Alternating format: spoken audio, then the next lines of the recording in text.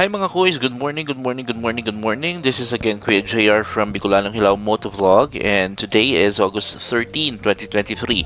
So medyo matagal tayong walang ride so I decided to invite some of our friends to join us on a quick ride.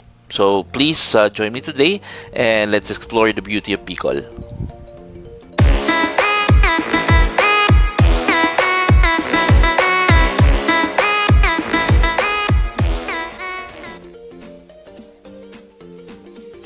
So ito na nga mga koy. So destination namin today is a quick ride papuntang Misibis Bay. So nakapunta na ako dito before, pero syempre pag ang isang lugar ay magandang puntahan, di ka magsasawa na bumalik-balik dito. So that's why I'm back. So nagsimula lang kami nung kayaan ng breakfast ride para magkamustahan and ang mga kasama ko nga pala dito ay ang mga magigiting na member ng Team KYT Bicol. Ayan, so ito nga palang nasa video ngayon is ito yung Puro Boulevard dito sa Legazpi City. So dito kami dumaan galing Sorsogon or Daraga papunta dito sa destination namin or meetup location namin dito sa Legazpi. And medyo minove na nga namin yung take off time namin from 6 a.m. to 7 a.m. kasi noong time ng 6 a.m. maulan pa dito sa lugar namin. Kaya we decided na i-move namin siya para mas maraming makasama.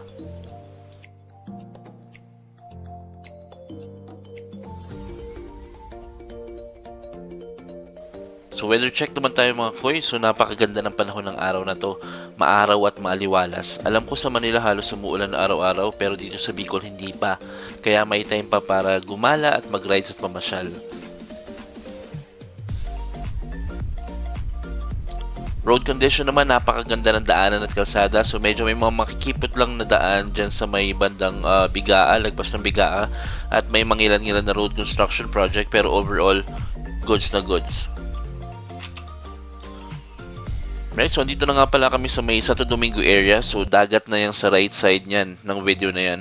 And start na ng mga palikulikong daan, paahon, pababa hanggang nakarating na kami dun sa unang stopover which is yung Sula Bridge. So Sula Bridge in 3, 2, 1.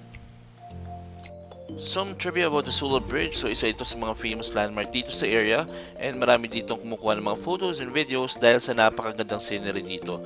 It was opened to public last 2013 with a goal to connect the Cagraray Island to the mainland Albay. So syempre, the reason is to boost tourism and a faster way of transporting goods.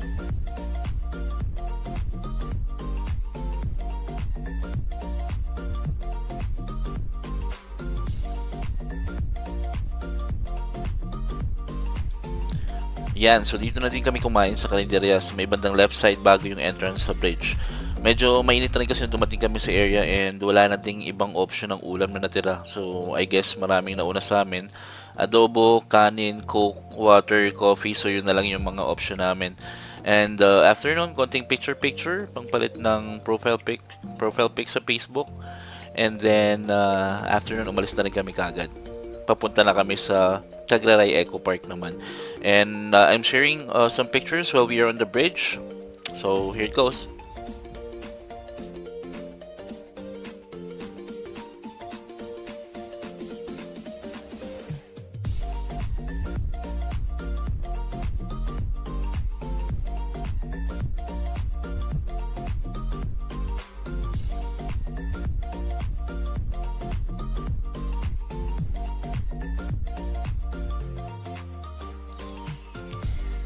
Okay, so finally, umalis na nga kami dito sa Sula Bridge and papunta na kami ngayon sa next destination which is the Cagraray Eco Park.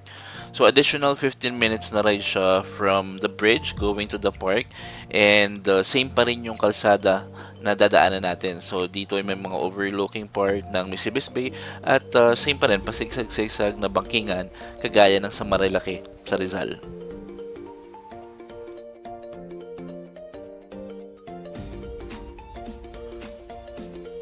Yan, so ito na kami mga kuy. So finally, touchdown at Cagraray Eco Park. So nga pala, may entrance dito na 25 pesos per person.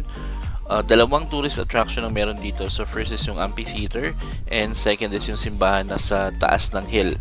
So medyo nahirapan nga kami magpa-picture dito kasi may mga nagpo-photoshoot for prenup. So this is a place where you can relax, makapag-isip-isip at magpasalamat sa mga blessing na binibigay sa atin ni Lord sa araw-araw.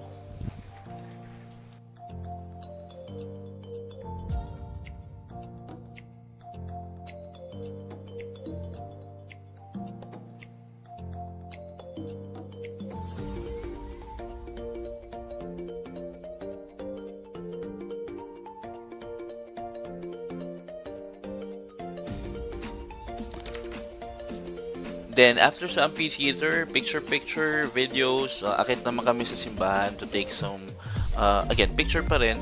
And close nga pala siya nung pagpunta namin. Hindi ko din sure kung operational pa yung simbahan or kung may nagmimisa pa dito, pero napakaganda ng simbahan na to, and ang ganda rin ng tapat nito kasi overlooking area ng Misamis Bay. So ito, may pa 360 pa nga ako dito eh.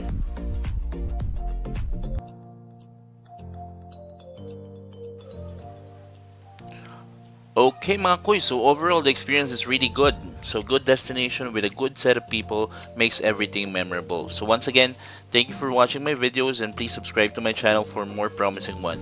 This is again Kuya JR from Bicolano Hilaw Motovlog. Ride safe and God bless everyone. Bye!